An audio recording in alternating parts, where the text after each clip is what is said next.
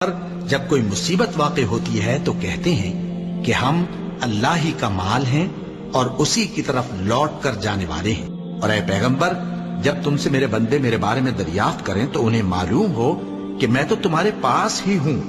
जब कोई पुकारने वाला मुझे पुकारता है तो मैं उसकी दुआ कबूल करता हूं। तो उनको चाहिए कि मेरे हुक्मों को माने और मुझ पर ईमान रखें ताकि नेक रास्ता पाएं। उस वक्त तुम में से दो जमातों ने जी छोड़ देना चाहा, मगर अल्लाह उनका मददगार था और मोमिनों को तो अल्लाह ही पर भरोसा करना चाहिए और उस मदद को